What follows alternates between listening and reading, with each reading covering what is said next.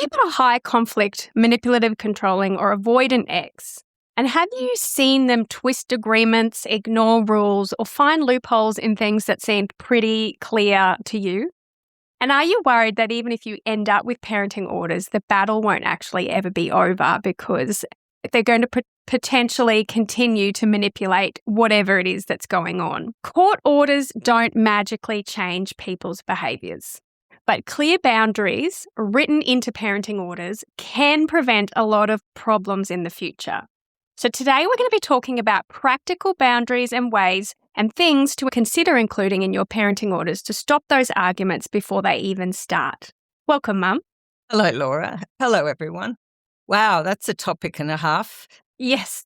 Well, we had a lovely lady write in and she said, I'm about to go to mediation with a high conflict, manipulative, controlling ex to negotiate parenting plans, but I'm worried whatever I negotiate is going to be somehow twisted. And is there anything that I should be considering to negotiate with clear boundaries? And I thought, well, we get that asked a lot. Let's go do an episode on it, Mum. Before we get started, Mum is not your lawyer. I am not a lawyer. We are just discussing potential things you could talk to your lawyer about or have a think about before you go into mediation. And there may be discussions of family violence. So if you feel that that may trigger you, please call 13 11 14 Lifeline. Or if you're experiencing any yourself or know anyone that is, please call 1-800-RESPECT. Let's get to the jingle. Hello, I'm Laura, a divorced mother of 3, and I'm here with my mother, Lynette Galvin, with 35 years' experience in family law. You're listening to the Divorce Course podcast. Through our candid discussions, we hope to help you through your divorce or de facto separation. We will be answering the most commonly asked questions and covering the stages and steps that you will face on your way to freedom.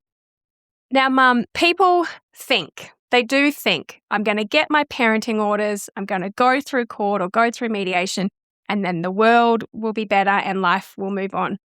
Do your clients, do they just disappear after they get their orders? Are there speed bumps and problems that they face afterwards with kids? Some people had trouble with their orders going forward. I like to think that there were never any holes in my drafting. I can't think of any. But yes, I mean, if you were to write watertight, completely covering every situation sort of consent orders, they'd probably fill a book, you know.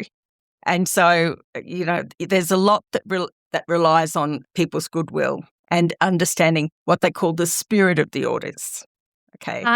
Okay. The spirit of the orders. But of course, you can't enforce the spirit of the orders in a way. So it's really parenting orders are only as good as how clearly they're written, I guess. Yeah, yep, that's true. And depending on the person you're writing them with, that would tell you how detailed you need to be. If you're looking at personality types, you've got your manipulative and controlling and your high conflict. Those two types in particular are going to often look for grey areas to exploit. They're going to look for loopholes, misunderstandings. There's going to be constant arguments moving forwards if you just slap together some sort of order and hope for the best. So it really is important to put in some clear boundaries. Now, I'm going to just put here, and Mum, I think this is something we've talked about with Mia, if you're dealing with a narcissist and co-parenting. But clear doesn't have to mean super detailed and overly complicated because sometimes that can actually make it worse.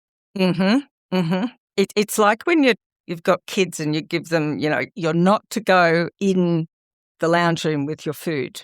So they sit in the lounge room and eat their food over the boundary into the kitchen, or they stand up and eat their food in the lounge room. I seem to remember one of your kids. But I wasn't sitting. So you can be too detailed. You can be too detailed. So it's really important that, you know, people think about how to make it clear, simple, predictable, and remove the ambiguity. But it might not necessarily cover every individual situation. So everybody's orders are going to look different, right? And when you think you're writing these orders about children sometimes as young as 1 or younger, and they're supposed to last until the child is 18, although pretty well everyone knows that kids from 16 to 18 do what they need to do getting through school and so forth. But yes, so everyone's orders are different. And I would argue sometimes the orders for individual children in a family should be different to properly reflect their needs and wishes. Like if you've got one child with ADHD or other condition, some variation. This is something I didn't understand at the time when I got my orders, was that once they're done, they're done. It's very hard to go and change orders. Yeah. So, Mum, can you just explain that to anyone who's brand new to this, who thinks, oh, maybe I'll just make this one now and I'll sign it and we'll file it as a consent order or get the court to agree to it or whatever, and then I'll change it later if it becomes problematic. Why can't people do that? Okay, so it's basically an administrative issue. It's a floodgates argument. And when the law came out in 2006 for heading towards equal shared parental responsibility, and then again the year before last, when it came out differently for children, anyone who had their orders already might have been looking at the new legislation and go, oh, that would be better, and would want to file and change their orders. And the court said that would completely overwhelm us. And they, I think, scrabbled around in their old files and they found one called Rice and Asplund, ASPLUND, Rice and Asplund. And I think it was an early 1980s, like late 1970s case. And so they said, oh, look at Rice and Asplund. No, there has to be a material change in your situation before you can come back for children's orders. And a part of that premise is also it's not good for children for their parents to be in constant litigation. So there are a couple of tensions. Perhaps I'm a bit unfair to the court saying it was administrative as well. But now in these new family law legislation about kids, they've what they call codified Rice and Asplund. So they've actually put it in the Act that you can't go back and change unless there's been a material change. So just keep that in mind, guys, that this once one and done when it comes to kids stuff. So let's think about, we've thought about 10 things that your ex may see as a loophole and 10 things you really probably need to think about in your orders. And again, everyone's going to be different because your circumstances are obviously different. But let's talk about communication. So say these are as well as your orders. They don't replace your orders. These are just extras, yes. These are the loopholes that we think will be found. Yes. We've got an episode called 12 Agreements, or you can do our course and work through the main meaty bits. But these are the 10 loopholes we think your ex might exploit. And number one is communication boundaries. So, obviously as a co-parent, you're going to have to communicate. And if you've got a manipulative, controlling or a high conflict or even an avoidant, it's going to be painful. So you can think about what is the best way to communicate with your ex. Is it important for you to say to them, I only want to communicate about the kids? Don't communicate to me about anything other than the children. Or do you need to have in there no abusive or threatening language? Do you want to consider using a communication app? These are the kind of things that you need to start thinking about when it comes to communication, Mum. What are your strategies for people with a high conflict or manipulative controlling when it comes to communication? Yes. Be careful. I think be careful of what looks like a benign thing on the end of that the father shall communicate with the mother by email only and only about the children. And I ended up with, my client came in, we estimated, because there were 30 or so pages, every one of the text messages mentioned the children, but there were 1,500 of them in a month. Right. And so that was, they looked for the loophole, they found the loophole, and then just ran with it. And then, of course, it was very hard to breach them in a court because the orders weren't clear enough. So you might want to add to that no more than 2 messages a week or no more than 1 message a week unless it's an emergency, and no messages, perhaps while the kids are with you. So you're thinking about communication time limits as well. You could say, I hear of these people that just constantly message about all sorts of things at like 10 o'clock at night. Why aren't you messaging me back? Why aren't you answering? Don't you care about your child?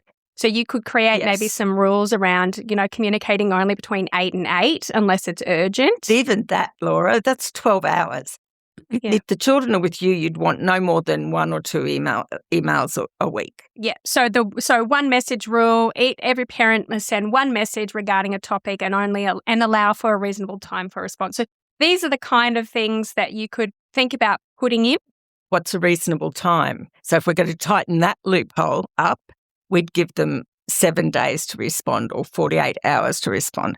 So anywhere where there's wiggle room, you just kind of tighten it down a little bit. And don't forget, all orders about kids, when there's orders made by consent or by the court, they start off with that children shall spend time with the mother and father or applicant and respondent, whatever they say, at all such time as agreed between the parties, but failing agreement as follows. So the court orders are your default.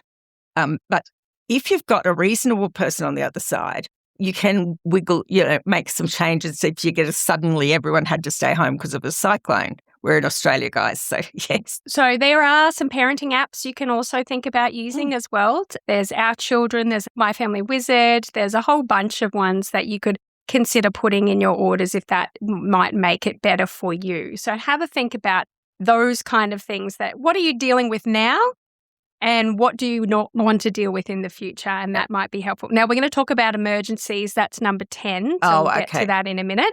And if you've got an avoidant, could you put in your orders something like, if there is no response for a decision after 2 weeks, then the other party may make the decision or something like that? Is that something that could be said or? Yes, I suppose, but the avoidant might not want to sign that, and there's issues with proving that you've told them. Okay. But still, I mean, you don't want to leave the kids in limbo. So it may be that would be better to be an order that you consult. Right. And that way you still got the carriage of that. We'll get to the medical stuff as well soon. So number 2 is, what do people do, Mum, if their ex wants to change something at the last minute? Is there some sort of thing they could put in the order to kind of stop, that kind of thing? Because that's a loophole we hear all the time. Yeah. The ex is like, oh, we've had an emergency, or oh, I need to change this, so we can't follow the orders this time. Well, what can people put in to protect themselves from changing the rules or changing time? Any court orders from the court don't have, you have to do these things and there's no wiggle room written on them, but it's implied. So at any time where they want to change things and run not in accordance with the court orders, unless you agree, bearing in mind at all such times as agreed between the parties, unless you agree, then you can say, no, you're sticking by the orders. And if they try to do something different, are actually in default of the orders. So you don't need to put that in, but be careful. Like if you're really working very strictly with the orders and something's come up like a death in the family or something, if you ever got back to court, the court would expect you to be a little bit flexible on things like that. Yeah. Is there such a thing as make-up time? Yes, it's sort of thing that you would offer usually, or maybe to be demanded by the person who missed out on time. And that again is agreed between the parties. Sometimes in orders you might have, if this doesn't go ahead for some reason, then the children will spend time with the mother from 9 a.m. to 5 p.m. on the Saturday following or something like that. You guys, as you look at your orders and there's risks of things happening, maybe you can put something in like that. Okay, so just have a little think, guys. One of the things that may come up, and I know it comes up frequently, is last-minute cancellations or trying to manipulate the schedule. How are you going to navigate that? Is your ex the kind of person who's going to do that? Is there something you can put in the orders to stop that or to have a structure around that so you're not constantly fighting every time they overbook a holiday or, have some other issue going on? All right, let's go to number 3, pick up and drop off boundaries. So one of the loopholes that manipulative controlling people love about pick up and drop off is, unless it's super concise, they can come up with all these excuses for things. And Mum, you've got a great example of one. Can you give the example of the loophole? Oh, that one where the court order said the children had to be dropped off and picked up from Hungry Jack's in some suburb. And the Hungry Jack's closed down. And so in that case, the father simply stopped making the children available for time and the mum had to get to court. And all the time there was a McDonald's over the road. He could have just changed. And the court was very critical of them. So you need to think, is your ex the type of person who's going to go, oh, well, that McDonald's doesn't exist now, so handover doesn't happen? If that is the case, do you need to be, actually just writing the address, not the name of the thing? Or, or do you have some contingency rules? So, have a think about, does your orders address what happens if the child is sick? What happens if there's problems with transportation? What happens if someone's late?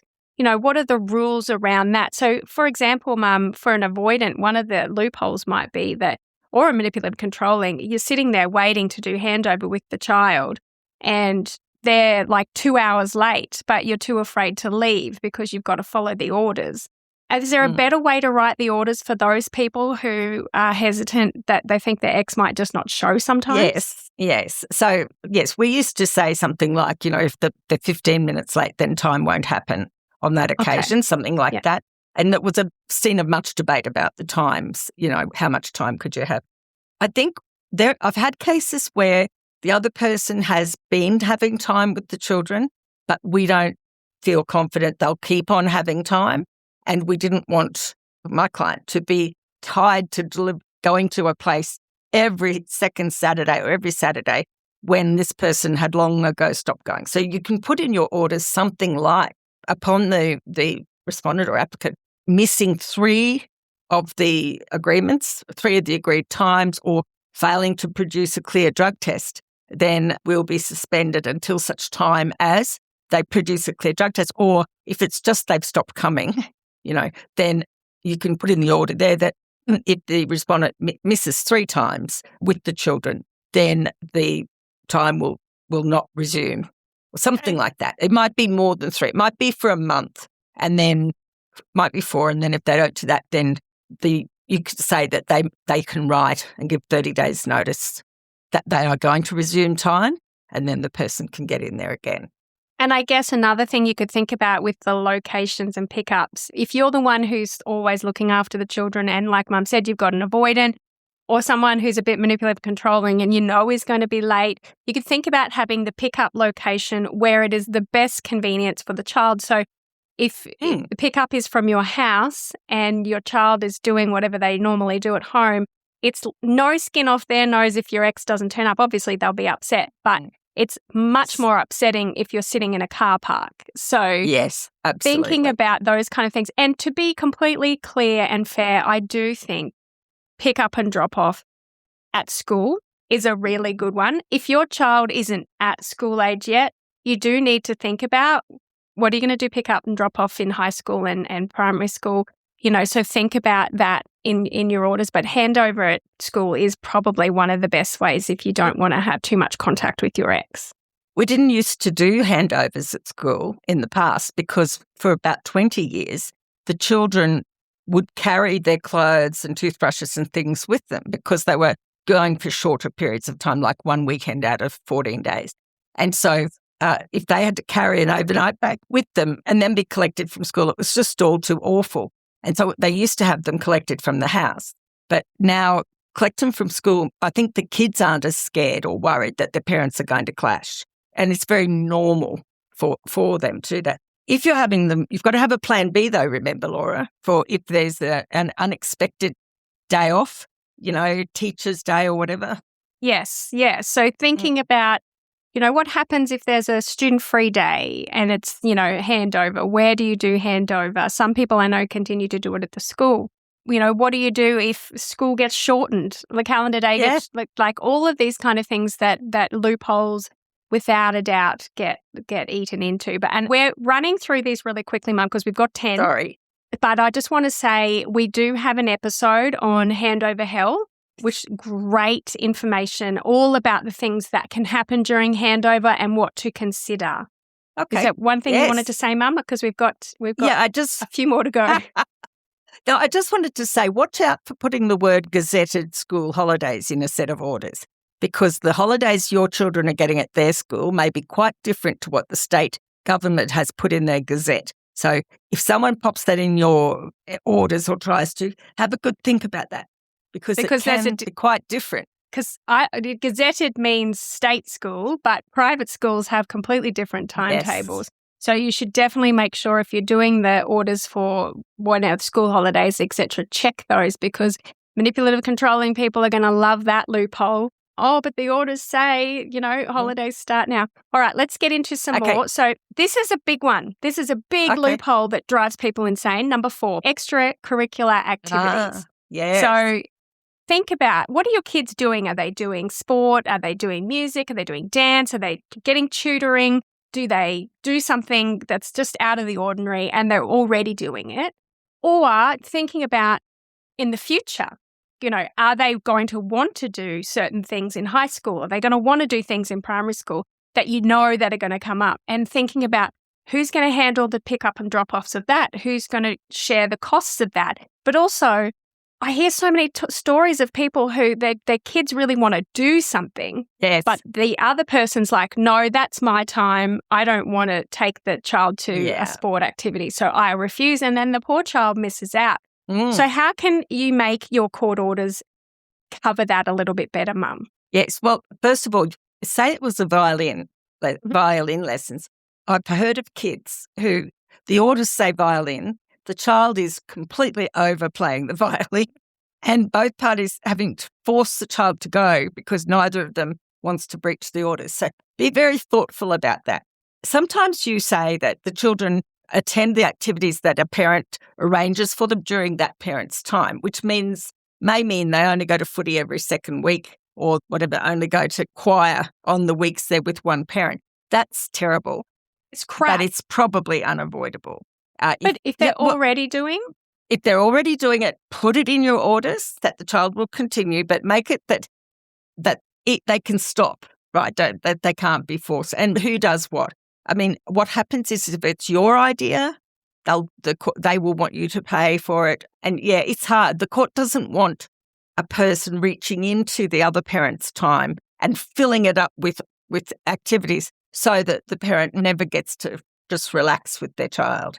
I get that. But if you've got a kid who's ambitious or sporty or wants to be in the Olympics, that you breaking up with your partner affecting their future just seems so unfair. Can they just make a note that the children currently attend these activities and that both parents agree to continue that? Because didn't you say at the beginning, Mum, that all the orders say unless otherwise agreed? So if both parents go, we agree that they don't want to do violin anymore, then it's fine.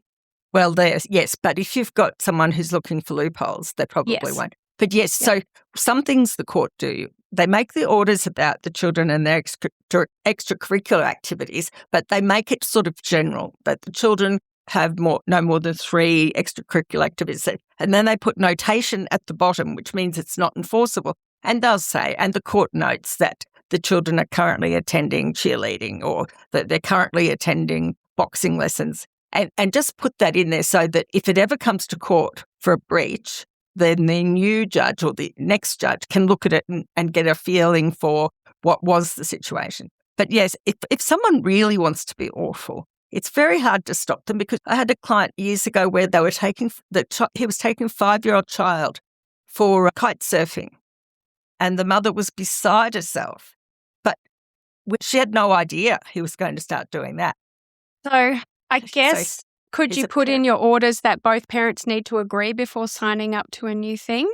Well, you could, but how would that be for your child? I think everything has to be taken on its merit, and the court doesn't intrude too much on the other person's parenting style. And this is where you get the most trouble, where each of you has a different parenting style, and they're not wrong. They're just different. And the court's fairly relaxed about the other parties having their parenting time. We were in court over that kite surfing, and she was unsuccessful in stopping it. Right.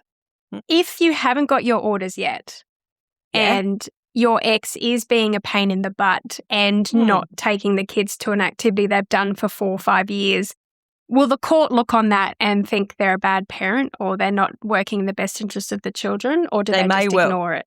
No, they may well do. And the application that you would make to the court is not that your daughter continues to do violin or cross-country running. It would be that you have sole parental decision-making about their extracurricular activities. And the court will run a ruler over that and have a look and see it's not more important that they have their activities than they keep a relationship with the parent if there's no disentitling behaviour. And so they will want to prioritise the other parent over these activities. So you've got to be reasonable as well. The only person who really suffers in blues like that between people are the kids. Yeah.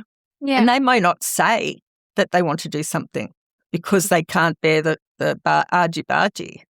Have a little think, guys. It might be really hard if you've got a 2-year-old, what potentially is going to happen when they're 16, but have a little think about, costs and transportation and those kind of things, and think about how to navigate that with your personality type. Now, number 5 is behaviour. Need to start doing your disclosure but have no idea where to start? Feeling overwhelmed about mediation coming up? Or just trying to deal with negotiating with a manipulative ex? Then you need to go to thedivorcecourse.com.au to go to the free resources section where you can get a mediation checklist, a disclosure checklist, a word salad, read a letter like a pro checklist, and also a before you go checklist. Get ahead of the game and be organised and ready, as this handy checklist, along with the accompanying episodes of the podcast, will be perfect for you. All you need to do is go to thedivorcecourse.com.au and go to the free resource section and download the free checklists today. Now, number 5 is behaviour. Speaking negatively about the other parent to the kids and involving the kids in adult disputes and questioning them about what's happening and interrogating them. This kind of behaviour continues after court orders have been made. So what kind of things can you put in your orders to avoid this bad behaviour? Well, there's a standard order that you can put in that says that neither party will denigrate the other party or their families in the presence of or hearing of the child. And if someone does commence, they will remove the child from the vicinity of any other person who is denigrating the other parent, the mother or her family. So that's a nice little order. It just reminds everybody to behave. You'll usually find it's made about both of you, even if you've never had the slightest idea of running the ex down, but they'll put that neither party in there. And hopefully that works. Yes. But even in people I've dealt with, there's 6-year-old children who know so much and they go, but there's 6. They're old enough to know. And I go, no, they're not They're old mature enough to for know. their age. They're Yes. mature for their... Yes, it's quite harmful. So we have an entire episode called Trash Talking. You go listen to that if you are dealing with that problem right now. Now let's get to number 6, Mum. School issues. Now this... Unfortunately, if you've got a manipulative and controlling, choice of school or any school issue at all, if it's not clearly addressed, can be a drama. So, Mum, thinking about people who have babies or kids in primary school, if they don't have orders that say what school the kids go to in high school, is that problematic? Yes, it can be. It's hard for anyone to know if a school's going to be around or if a better school might open up. So it is problematic if you don't have a clear pathway or at least a process for choosing a high school. So that it might start off with something. The parents agree that little Johnny will attend a state school, or parties agree that little Johnny will attend a Christian Brothers school in the area, whatever it is. And they will each, select a school or 2 schools each and both of them will go to, I've had it where both parents go to all 4 meetings and then try to reach an agreement then. But if you can't reach an agreement and it's coming up to high school and knowing how busy the court gets at the end of the year, you might want to look at it well before, maybe 12 months before, because I think what the court will do these days, because they found themselves having to pick between schools and they're going, we're not doing that again. Now they say, you can't agree. Tell me what you think. All right, I choose him to be solely responsible for education, or I choose her. And then you often make your own decisions. So, yes, it is tricky.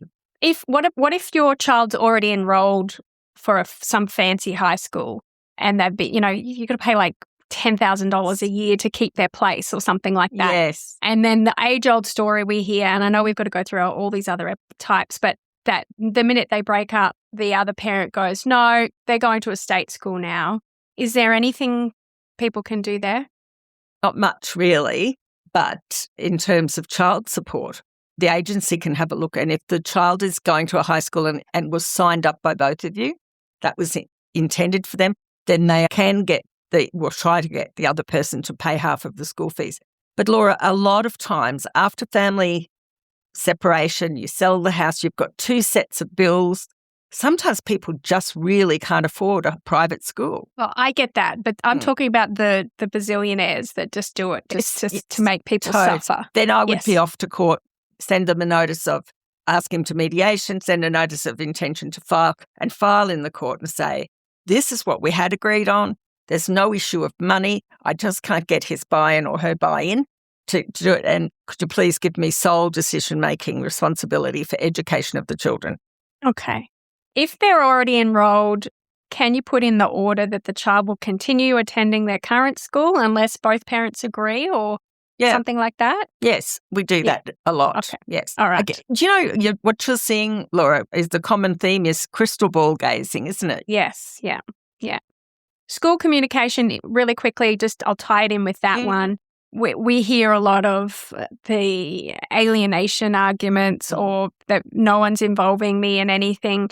With school communication, it's a lot easier these days because it's all online, it's all there for you. But if you feel like you're being left out of communications, could you have something in there where they say, if the other parent's writing to the teacher, both parents must be copied in or anything like that? Nice. That would be nice to have. Yes, put that in. And if you've got one of the co-parenting apps, you could have that as your email address for the school. And then that way you're all getting all the information together. And then if you're sending anything out, you're getting it all together. I like it. That helps if one parent's trying to have a narrative and you're not aware of it. So that does help. Okay, number 7, children's phones. Children's phones. We're going down the devices screen time thing as well. Now, we just recently done an episode on tech-facilitated abuse. Yes. And we talk a little bit about it there. But this, Mum, how do people figure out boundaries around communications with their other parent or tracking or any of that? Is there anything people can put in their orders? Or people might have a 2-year-old right now and haven't even thought about phones. But we hear all the time parents buy their child a phone. Yes. Here, present for you. And then the other parent's kind of stuck. So is there some boundaries or some things you can put in orders about that? Yes. What happens is if there's too frequent communications with young children, particularly from the parent who doesn't have the most, the children can become quite almost addicted to the screen, and it can interfere with the child's time with that other parent. So I'd be putting pretty clear boundaries around the phone. Maybe say not on a school night. They can have 2 calls on the weekends.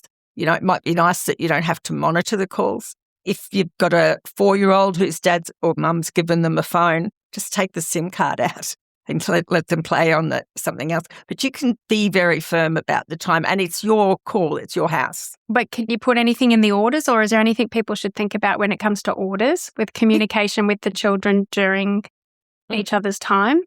Yes, I think that it just go under where the children, how many nights the children sleep with each one, and on the days on the weeks where the children are not with a particular parent, that parent can call on one occasion for an hour on Wednesday and maybe 2 hours on Saturday. And that allows you also, when the kids are over there, that you can call, and you might have to go further and say that the parent A or parent B will ensure that the telephone is charged and on for those times only. And then I'd be taking it off them and turning them off.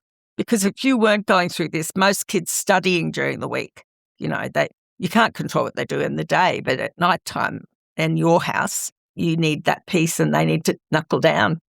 Would you put in the orders, we agree that the children will not receive a phone until a certain age or something like that to stop that mobile phone present giving? Except that that's not enforceable. If you say that neither parent will provide a phone to the child on or before April 2029, right? Yeah. And then if one does produce a phone to the child, they're in breach of an order. Yes. Yeah. So they could do that. Yes, you can do that. All right.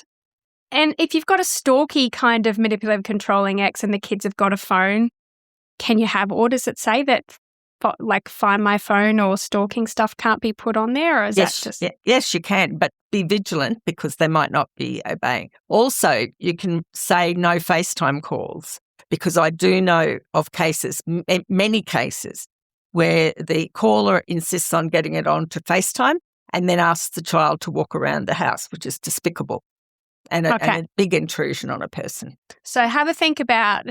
Even if you've got a toddler, what kind of boundaries are you putting around phones? When do you want them to have a phone? And what kind of communication did you want with them? And set that into stone. Remembering that whatever rule you place is also going to be the rule that's placed on you as well. Think about that. Number 8, travel boundaries, Mum. Now, obviously, one of the big ones that people end up back in court for is passports. Passports, yes. That seems to be a big one. And then other ones are people freak out if their kids go on holidays without the other parent telling them. And we've done a whole episode on interstate travel. Go and listen to that, traveling domestically. But when it comes to passports, let's start with that and then we'll talk about the travel. What kind of things can people put in their orders? Because the loophole for passports is massive. Yeah, and you don't want to have to go back to court to get passport orders. So put your orders in your orders, put that each party will, upon the request of the other party, within 7 days or something like that, sign a passport application and do all acts and things to, facilitate the receiving of a passport. You might put in who pays for the passport, right? It might be the person who's asking for it, and it might be that who holds the passport when you're not traveling, and one parent might go into one parent's hand, and that parent has to give the travelling parent the passports 30 days ahead of travelling, that sort of thing. What you want to do, you make your time frame long enough that you can go to court if you have to save your overseas holiday if the other person's playing around on passport. I would say, my dears, put passports in your order even if your baby's a toddler and you have no intention of going overseas. Do it now. While it's the long time in the future, people will sign a lot of things when they don't think it's that imminent, and it will give you peace of mind. Also gives you worry. It gives you a peace of mind that you can travel. There's a passport there, but the worry is who's going to mind it. So in the old days, we were able to leave it at the court, put it in the court. The registrar used to keep them behind the counter. Oh wow!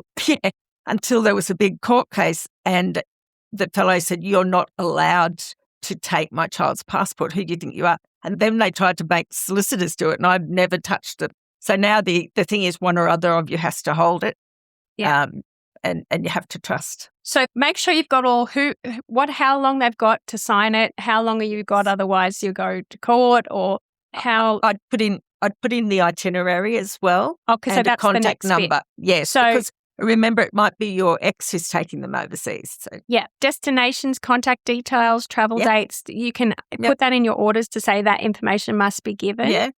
Yes, and one good one I like to do is that the parent will not take the children to any country where the SmartGov or the Australian government warnings for travel, reconsider your need to go or do not travel, where there's anything. What I used to say, I think, is where the warning for that country is anything other than usual precautions, right? Okay. Yeah. And because you can imagine that could be quite worrying. And you also might not want them to take them to a country other than a Hague Convention country who has a reciprocal arrangement for getting them back. Now, this may sound silly, but I'm going to recommend it to all of you. If you are at some point thinking, one day I will need a passport for my child, if you can afford it, whilst you are going through all this legal nonsense, to save yourself the pain, if you've got a manipulative, controlling or a high conflict of having to go back to court to get a passport signed, see if you can fill in all the passport information now and get your ex to sign it whilst doing all of this at the same time. If you are in court, you can say, Your Honour, they're not signing the passport. Get it all done now. And then worst case scenario, you just have to renew it when you do actually need it. But at least then you've got that done, because it does tend to seem to set people off. If that you're the first person to take them overseas or they don't want you to take them overseas, there's all sorts of things you need to think about there. So please consider the loopholes when it comes to passports, because that is a way people can try and make you suffer. Now, number 9, Mum. Okay. Another big painful loophole that people deal with their orders is medical stuff. So obviously, there'll be children that people are listening today that have, existing treatment plans. They may have ADHD, they might have autism, they may, be needing physio for something, or pediatricians, therapists.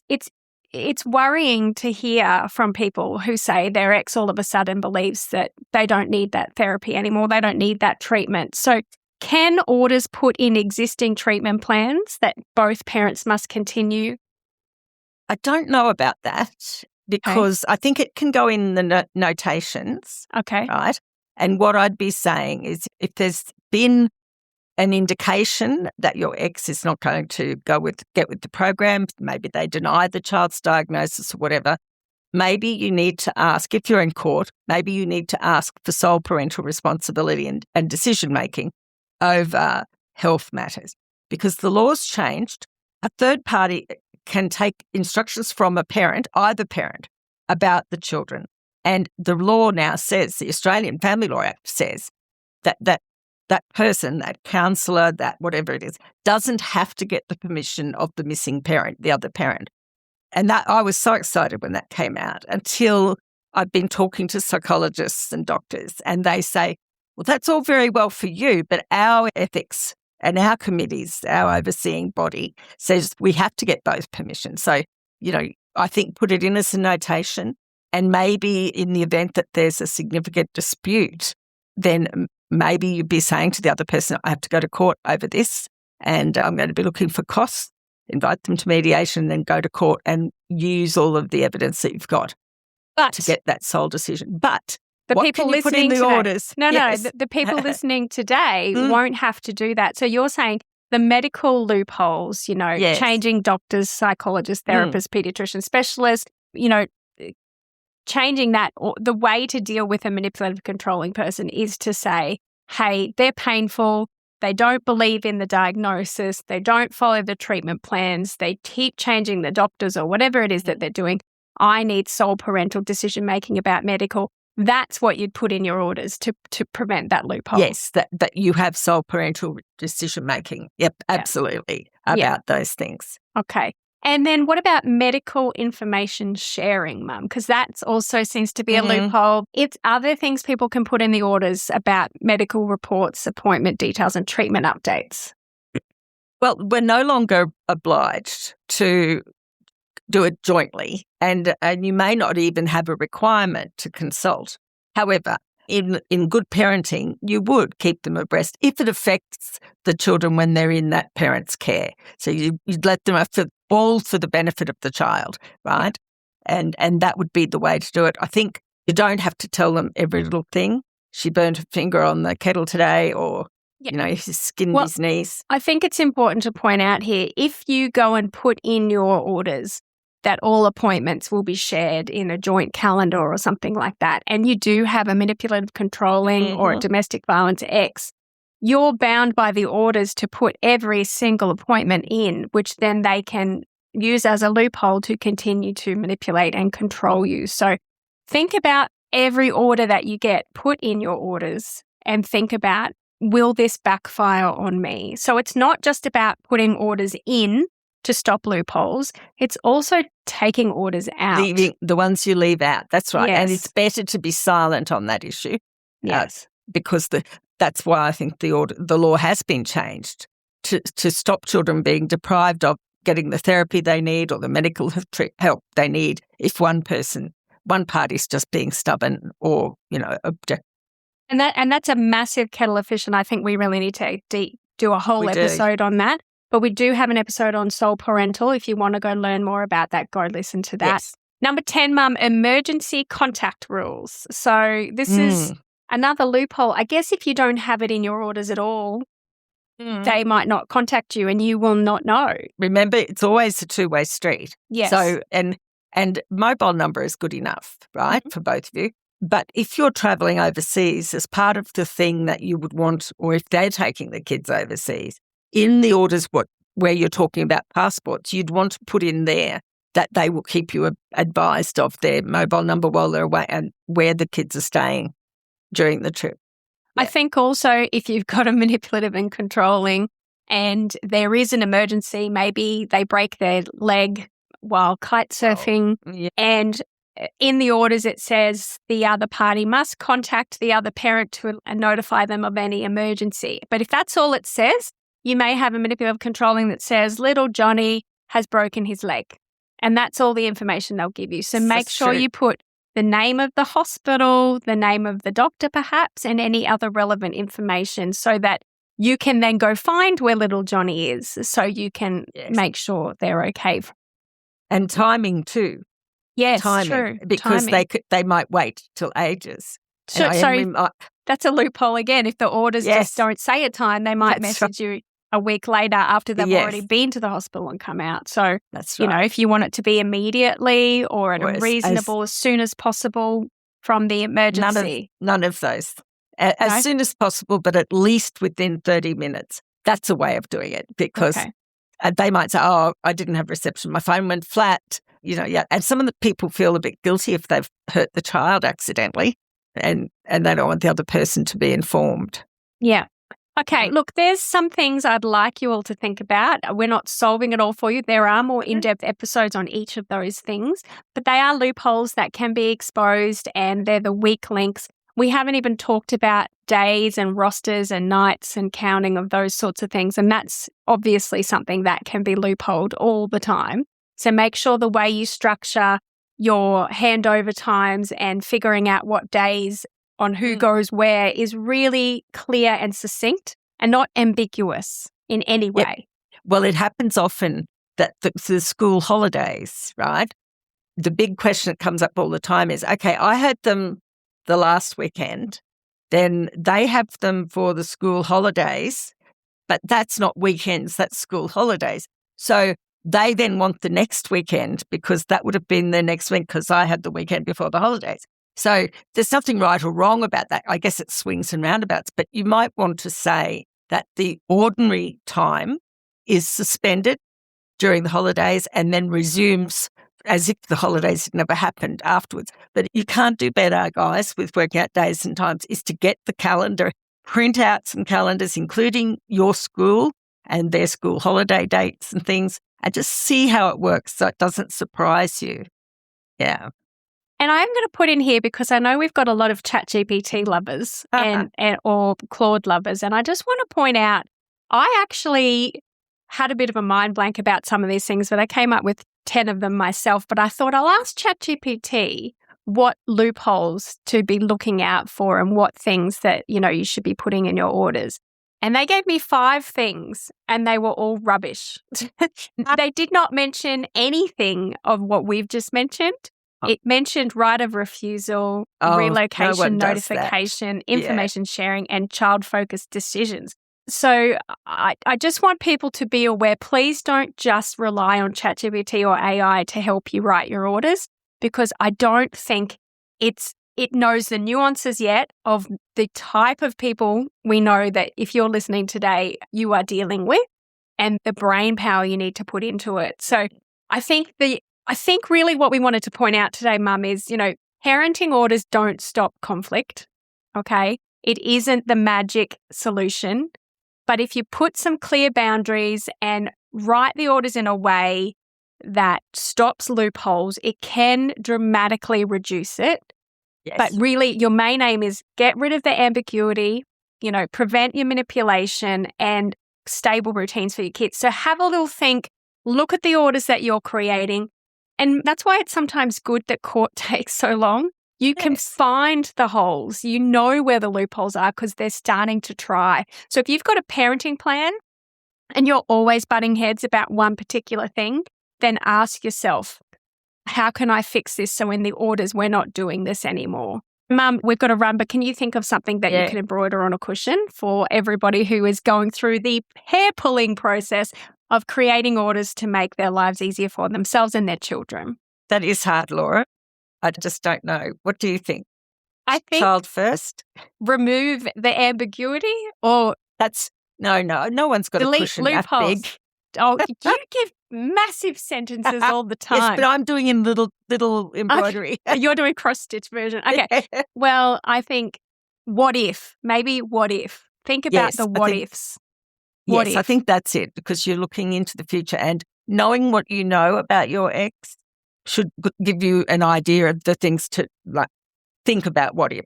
And if you've been to mediation and it didn't work at that time, at least you now know what their bugbears are and you can focus on them. Just make them watertight.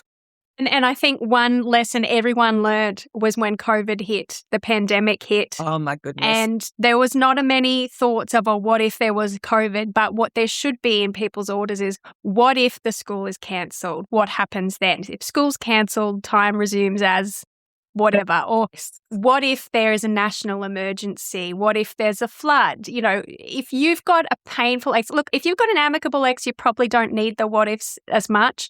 But if you've got a painful ex, please think about that and think about how you can put them in your orders so that you're not stuck dealing with a disaster and trying to figure out who gets what. So thank you, Mum, so much for your time today. Go and listen to more of our episodes on parenting. And if you've got our course, go in and do Module 3 and get your parenting orders sorted. Thank you, Mum, for your time. And we'll see you guys on next week. Good luck, everyone. Bye, Laura. Bye, everyone. Thank you, darling. Bye-bye. If you found this podcast helpful, we'd love it if you could rate, review and subscribe. By doing so, you are spreading the word to help someone else just like you. Lynn would like to remind you that this podcast is general advice only, and you should always get legal advice in relation to your particular situation. And remember that the Australian laws may have changed since recording.